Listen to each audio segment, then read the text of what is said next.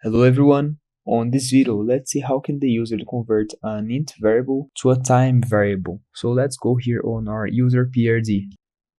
So I have a variable that is called HMI time seconds and a variable that is called delay. If I just place a new box on my application, I can use a function that is called int to time function.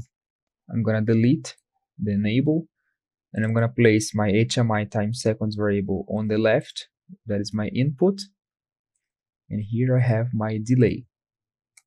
That is a time variable. So I can use this type of variable on a tone function block if I want to delay the start of some process.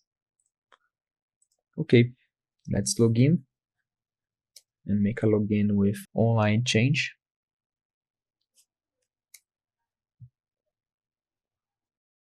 Okay, so now let's understand how this conversion is done. Here on my HMI time seconds, if I write 3, on my delay time, I'll have 3 milliseconds. That means that every unit of my int variable, it will convert in a 1 millisecond value.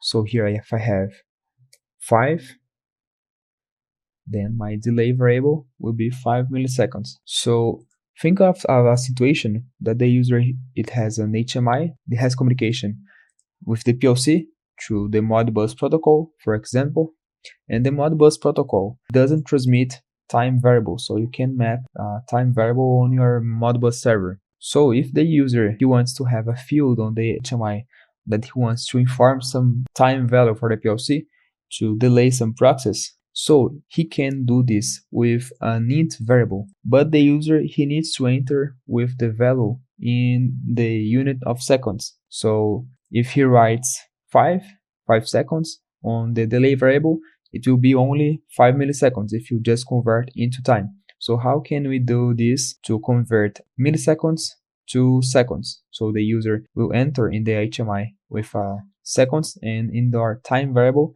it will have 5 seconds, not 5 milliseconds. So we just have to multiply our HMI time seconds by 1000.